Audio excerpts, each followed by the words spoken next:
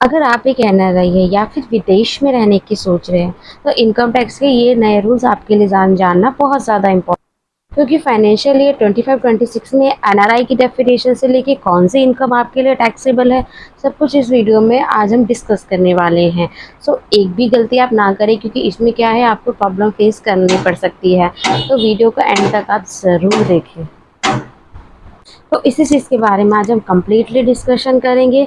इसमें क्या है, एनआरआई कौन होते हैं, किस तरह की इनकम टैक्सेबल होती है इंडिया में एनआरआईज के लिए, एनआरआई की income categories as per income tax है क्या। जैसा कि अभी जो नया फाइनेंशियल ईयर अभी जो शुरू हुआ, उसमें 12 लाख तक की इनकम पे आपको नो टैक्स है, तो क्या ये एनआरआई के लिए भी एप्लीकेबल है। तो देखिए, वो 12 लाख तक की इनकम पे आपको तो एग्जम्पशन मिल रही है 87A की रिबेट के अंदर में। तो क्या 87A की रिबेट एनआरआईज को भी मिलती है कि नहीं, इसी वीडियो में उस चीज़ का भी हम क्लैरिफिकेशन ज़रूर करेंगे। और एनआरआई को कब आईटीआर फाइलिंग करना मैंडेटरी है। जैसे कि जो नॉर्मल रेसिडेंट होते हैं इंडिया के, उनको भी हर केस में, कुछ केसेस ऐसे होते हैं जिनमें उनको आईटीआर फाइल करने की ज़रूरत नहीं होती। तो सेम वो चीज़ एनआरआईज पे भी एप्लीकेबल होती है। प्लस कौन सा फॉर्म एनआरआईज को फाइल करने की ज़रूरत होती है, क्या है उनके लिए टीडीएस के रूल, एनआरआई के बैंक अकाउंट्स कौन से होते हैं। देखिए, वो एनआरआईज है, नॉन रेसिडेंट ऑफ इंडिया है, तो जनरली सेविंग इस तरह के अकाउंट्स में तो नहीं, उनके लिए स्पेशल अकाउंट्स होते हैं, क्योंकि वो उनको एज ए इंटरनेशनली यूज़ करने होते हैं। तो क्या है उनके tax rules, income tax portal जो भी है वो किस तरह से और एप्लीकेबल होता है, ओल्ड और न्यू रिजीम क्या एनआरआईज के लिए भी है, बिल्कुल है, बट ठीक है, कुछ ना कुछ कंडीशंस ज़रूर लगी हुई है। और बजट 2025 में एनआरआईज के लिए क्या अपडेट आया है, सेम उसको भी हम देखेंगे। तो वीडियो को लेट ना करते हुए हम इसको आगे शुरू करते हैं। तो सबसे पहले एनआरआईज कौन होते हैं। देखिए, कोई भी बाहर विदेश में रहता है इसका मतलब ये नहीं है कि वो एनआरआई होता है। कुछ रूल्स एंड रेगुलेशंस होते हैं, कुछ रूल्स है जिसके अकॉर्डिंग किसी भी पर्सन को एनआरआई डिक्लेयर किया जाता है। जैसे कि जो एक फाइनेंशियल ईयर में 182 डेज अगर कोई भी पर्सन इंडिया से बाहर रहता है, purpose of stay can be study, भी पढ़ाई के लिए, जॉब के लिए, बिजनेस के लिए या फिर ट्रैवल के लिए, तो उस फाइनेंशियल ईयर के लिए वो एनआरआई होता है। ठीक है, तो रेसिडेंशियल स्टेटस जो है उसको अपना अपडेट करना होता है इनकम टैक्स पोर्टल में। जैसे कि सपोजिट आप अभी तक 4 साल तक आप इंडिया में रह रहे हैं, बट ठीक है, 5वें साल में आप एनआरआई हो गए, तो वहाँ जब भी आप जाते हैं तो अपना जब आईटीआर फाइल कर रहे हैं, तो वहाँ आपको अपडेट करना होता है कि आप एक नॉन रेसिडेंट हैं। उसके बाद देखिए, आपको अपडेट अपना आईटीआर प्रोफाइल को श्योरली करना होता है कि इस फाइनेंशियल, अब जो है आप एनआरआई हो गए, आप रेसिडेंट नहीं रहे, तो ये चीज़ आपको अपने आईटीआर में फाइल करना होता है। तो उसी के अकॉर्डिंग जो है आपका आईटीआर फॉर्म जो है वो वर्क करता है। तो रेसिडेंशियल चेक स्टेटस को भी जो है हम कैलकुलेट कर सकते हैं, किस तरह से हमारा जो है कैलकुलेटर रेसिडेंशियल स्टेटस का जो मैंने 182 डेज का बताया वो किस तरह से चेक होता है। तो चलिए उसको भी हम इनकम टैक्स के पोर्टल पर देखते हैं। तो उसके लिए हम सबसे पहले गूगल पे आएंगे, जहाँ पे हम लिखेंगे रेसिडेंशियल स्टेटस कैलकुलेटर।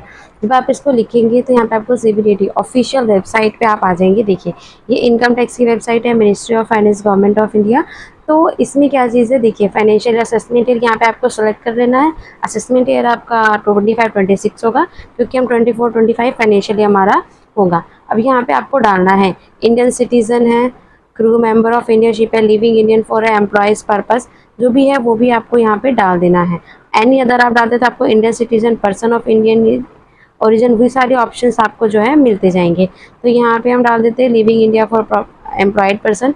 तो यहाँ पे आप क्या, डेट ऑफ अराइवल, यहाँ पे जब आप डेट ऑफ जर्नी आपने प्रीवियस ईयर में कितने दिन की लिखी होगी, तब हमारे पास 182 डेज़ की है, हम यहाँ पे 183 डेज़ लिखेंगे। तो यहाँ पे आपको जब भी आप इंडिया में आए, इंडिया से गए, डिपार्चर, वो सारे डिटेल्स आपको यहाँ पे डाल देनी है। ये नंबर ऑफ डेज अपने आप ही जो है वो कैलकुलेट कर लेगा और फिर आपको बता देगा फाइनेंशियल में, टोटली अपने आप ही कैलकुलेट करके बता देगा।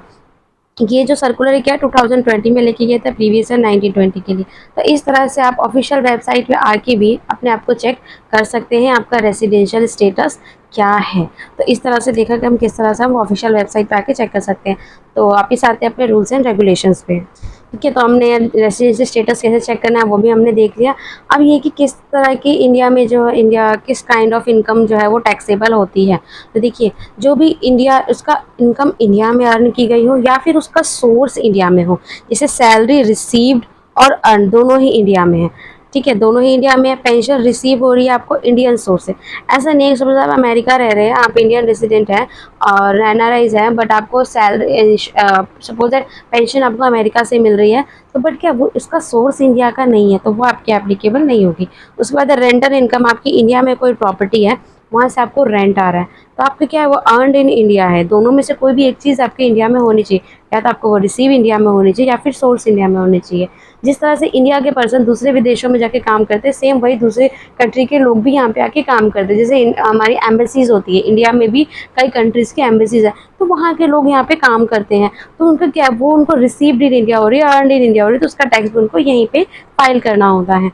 अब कैपिटल गेन हो रहा है, आपने इंडियन स्टॉक्स में आपने इन्वेस्ट किया हुआ था, म्यूचुअल फंड में इन्वेस्ट किया हुआ था, रियल एस्टेट में आपने पैसा लगाया हुआ था, वहाँ से आपको कैपिटल गेन आ रहा है, आपने प्रॉपर्टी खरीदी थी, आपने उसको सेल कर दिया तो इंडिया में। उसके बाद है interest for saving, suppose it आपके पास सेविंग अकाउंट था, वहाँ से आपको इंटरेस्ट आ रहा है, आपका एनआरओ अकाउंट आ रहा है, एफडी आ रहा है, डिविडेंड में से आपको जो है इनकम हो रही है, तो इसमें भी क्या है ये आपकी इंडिया में टैक्सेबल होगी। क्या टैक्सेबल नहीं होगी वही बात कर लेते हैं। Foreign income earned outside India, आप सपोज अमेरिका में काम कर रहे हैं, वहाँ की कंपनी में काम कर रहे हैं, आपको सैलरी वहाँ की कंपनी दे रही है, तो वो फॉरेन इनकम हुई आपकी, तो उसका टैक्स आपको उस कंट्री में देना है। इंटरेस्ट अर्नड इन एनआरई और एफसीएनआर अकाउंट से अगर आपको इंटरेस्ट आता है, तो वो भी अमाउंट क्या है आपका टैक्सेबल नहीं होता है। अब देखिए NRI income categories as per income tax act क्या है। देखिए एनआरआई को किस किस टाइप से इनकम हो सकती है। फर्स्ट हो गया आपका सैलरी एंड पेंशन इनकम हो गया, इनकम फ्रॉम हाउस प्रॉपर्टी हो गया। जनरली आप जब भी देखेंगे तो 5 टाइप्स ऑफ इनकम जो है, 5 तरह से इनकम जो है वो होती है, तो सेम एनआरआईज को भी उस तरह से ही होती है। कैपिटल गेन्स हो गया आपका प्रॉपर्टी, शेयर्स, म्यूचुअल फंड्स में से आपको प्रॉफिट आ रहा है। बिजनेस और professional India, business and profession से आपको इनकम आ रही है। इनकम फ्रॉम आउटसोर्स जैसे interest, dividend etcetera, mutual fund जो भी होते हैं आपके स्टॉक मार्केट, वहाँ से आपको, तो ये जो 5 टाइप से इनकम जो है आ सकती है। उसके बाद देखिए कब आईटीआर फाइल करना मैंडेटरी होता है। जैसे कि इंडिया में भी कई बार जो है आईटीआर फाइल करने की ज़रूरत नहीं होती है, अगर आपके बेसिक एग्जाम्पशन लिमिट से कम है तो वहाँ आपको आईटीआर फाइल करने की ज़रूरत नहीं होती है। तो सेम उसी तरह से एनआरआई के लिए भी कुछ रूल्स एंड रेगुलेशंस है। जैसे बेसिक एग्जाम्पशन लिमिट अगर वो ओल्ड रिजिम लेते हैं तो उनका 2.5 लाख है इनकम है, तो उसके ऊपर 2.5 लाख के ऊपर जाती है और वो ओल्ड रिजिम में जाते हैं तो उनको टैक्स फाइल करने की ज़रूरत नहीं है, मतलब आईटीआर फाइल करने की ज़रूरत नहीं है। प्लस अगर 3 लाख के ऊपर उनकी इनकम जाती है और वो न्यू रिजिम में जाते हैं तो वहाँ भी उनको टैक्स फाइल करने की या आईटीआर फाइल करने की ज़रूरत नहीं है। इसके ऊपर अगर जाता है, अगर 3 लाख से अंडर में है, 2.5 लाख के अंडर में, तो उनको आईटीआर फाइल करने की ज़रूरत नहीं होती है। बट अगर देखिए इस कुछ कंडीशन और भी होती है जिसमें भी आपको आईटीआर फाइल करना कंपलसरी होता है। सपोज आपकी इनकम तो नहीं है बट ठीक है, आपने करंट अकाउंट में 1 करोड़ का डिपॉजिट कर दिया, या फिर आपने सेविंग अकाउंट में 50 लाख का डिपॉजिट कर दिया, आपने एक फाइनेंशियल ईयर में इलेक्ट्रिसिटी बिल 1 लाख का पे कर दिया, और या फिर सपोजिट आपको कोई लॉस हुआ है, लॉस कैपिटल लॉस, जिस तरह से आपका शेयर मार्केट होता है उसमें आपको कोई लॉस हुआ है, तो अगर उस लॉस को आप चाहते हैं कि आगे के सालों में उसको कैरी फॉरवर्ड करना है, मीन सपोजिट आपको इस साल 5 लाख का लॉस हो गया, ठीक है, अब आप चाहते हैं कि इसको मैं आगे के सालों में मुझे अगर प्रॉफिट हो तो मैं वहाँ एडजस्ट कर लूँ, तो उसके लिए आपको इस साल तो अपना आईटीआर फाइल करना होगा। मान लीजिए आपको इस साल 5 लाख का लॉस हुआ है और आपने आईटीआर फाइल कर दिया, तो नेक्स्ट ईयर अगर आपको मान लीजिए 6 लाख का प्रॉफिट होता है, ठीक है, 6 लाख का अगर प्रॉफिट होता है तो आप चाहे तो 6 लाख में से 5 लाख लेस करके आपसे 1 लाख पे अगर आपका टैक्स बनता है तो ही आप देंगे, अदरवाइज नहीं देंगे। तो ये बेनिफिट होता है आईटीआर फाइल करने का कि आप अपने लॉस को जो है कैरी फॉरवर्ड कर सकते हैं। कई केसेस में कई सालों तक कर सकते हैं, आई थिंक 4 या 8 ईयर्स तक जो होता है वो कर सकते हैं, तो वो डिपेंड होता है किस तरह का लॉस है। अगर आपको DTAA मतलब डबल टैक्सेशन अवॉइडेंस एग्रीमेंट का आपको बेनिफिट लेना है, वो डबल टैक्स DTAA का क्या होता है, कई कंट्रीज के साथ इंडिया का जो है एग्रीमेंट होता है कि दोनों जगह टैक्स ना देना पड़े, तो वहाँ पे भी जो है आप उसका बेनिफिट लेना चाहते हैं, आपको एक ही कंट्री में टैक्स देना होगा, तो वो बेनिफिट आप तभी ले सकते हैं जब आप आईटीआर को अपनी इनकम टैक्स डिक्लेयर करेंगे। आपका किसी केस में टीडीएस डिडक्ट हुआ है और आप उसका रिफंड चाहते हैं, तो रिफंड एक ही केस में पॉसिबल होता है कि जब भी आपका टीडीएस डिडक्ट हुआ वहाँ आपका पैन कार्ड वहाँ आपका होना चाहिए, मेंशन होना चाहिए, तभी वो आपके AIS TIS में शो होगा, तो फिर आप जो है आईटीआर अपनी फाइल करके उसको रिफंड को क्लेम कर सकते हैं, पॉसिबिलिटी होती है तो वो आ जाएगा। अब old versus new regime NRIs के लिए कौन सी बेटर होती है। देखिए सबसे पहली बात तो एनआरआईज को 87A का रिबेट जो है वो उनको नहीं मिलता है, ठीक है, तो ऐसा नहीं है, तो 7 लाख तक अगर उनकी इनकम है तो ऐसा नहीं है कि उनको टैक्स नहीं भरना पड़ेगा, उनको टैक्स भरना पड़ेगा। प्लस अगर हम इस फाइनेंशियल ईयर की बात करें तो 12 लाख का जो है एग्जेम्पशन है, तो एनआरआई के लिए वो एप्लीकेबल नहीं है। तो हम ओल्ड और न्यू दोनों के हम देख लेते हैं कि क्या क्या बेनिफिट होते हैं। सबसे पहले अगर डिडक्शन 80/80C होम लोन की बात करें तो ओल्ड रिजीम में एप्लीकेबल होता है, न्यू में नहीं होता। न्यू में रेसिडेंट्स के लिए भी नहीं है, नॉन रेसिडेंट्स के लिए भी नहीं है। रिबेट की अगर हम बात करें जो 87A के अंडर में मिलती है, जिस वजह से लास्ट ईयर आपका 7 लाख पे एग्जाम्शन है न्यू रिजीम के अंदर, और इस साल आपका 12 लाख पे एग्जाम्शन है न्यू रिजीम के अंदर। तो वो चीज़ देखिए एनआरआई को ना ही ओल्ड में मिलती है ना ही न्यू में मिलती है, उनके लिए जस्ट एक बेसिक एग्जाम्शन लिमिट है जो सबके लिए ही है। ओल्ड में जाते हैं तो 2.59, न्यू में जाते हैं तो 3 लाख, जैसे कि यहाँ मेंशन है। डिफ़ॉल्ट स्टेटस देखिए ओल्ड रिजीम ऑटो सेलेक्टेड, उनके लिए भी जो है, अब जैसे आप लोगों के लिए नॉर्मल रेसिडेंट्स के लिए जो ऑटो ऑटो सेलेक्टेड क्या न्यू रिजीम ऑटो सेलेक्टेड है, सेम भाई जब एनआरआईज फाइल करते हैं अपना आईटीआर इनकम टैक्स डिक्लेयर करेंगे तो उनके लिए भी न्यू रिजीम ऑटो सेलेक्टेड होती है। अगर उनको ओल्ड में जाना है तो वो जा सकते हैं।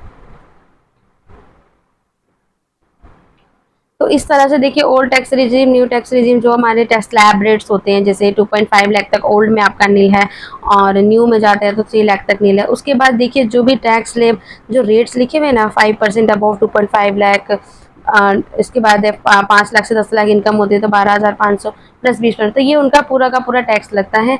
हाँ, इंडियन रेसिडेंट्स के लिए ये नहीं लगता, उनको जो है बेनिफिट मिलता है 87A के रिबेट का। अब मेन ये है कि ठीक है, general non resident sorry resident है तो उनका सैलरी इनकम है, पेंशन है तो ITR 1 भरते हैं, बिजनेस है तो ITR 4 भरते हैं, म्यूचुअल फंड से ITR 2, 3 जो भी उनका एप्लीकेबल है वो भरते हैं। तो जो हमारे एनआरआईज होते हैं वो कौन सा ITR फॉर्म का यूज़ करेंगे, देखिए जनरली उनके लिए ITR 2 और 3 ही फॉल करता है। जो अगर उनकी capital gain, rent, interest, dividend है तो ITR 2 फाइल करेंगे। अगर उनका बिजनेस है, F&O से या इंटरडे ट्रेडिंग चल रहा है तो ITR 3 फाइल करेंगे। ITR 1 और 4 उनके अलाउड नहीं होता है। इनकम टैक्स पोर्टल की बात करें तो देखिए उनको अपना रेजिडेंशियल स्टेटस अपडेट करना होता है कि वो नॉन रेजिडेंट अपने प्रोफाइल में उनको मेंशन करना होता है। उनको वो कंट्री भी ऐड करनी होती है, किस कंट्री में जो है उनका जो है अभी वो किस कंट्री में जो है वो रेसिडेंस कर रहे हैं, टिन नंबर और पासपोर्ट नंबर डालना होता है। प्लस उनके AIS और TIS टैब उनको चेक करना होता है। 26 AS एंड TDS उनको डिडक्ट देखना होता है, कहाँ का उनका TDS डिडक्ट हुआ है। तो स्क्रीन पे देखिए आप देख सकते हैं किस तरह से जो एनआरआईज को अपना स्टेटस को अपडेट करना होता है। जैसे ये आपका इनकम टैक्स का इस तरह से पोर्टल रहता है जिसमें आपकी सारी चीज़ें दिखती हैं।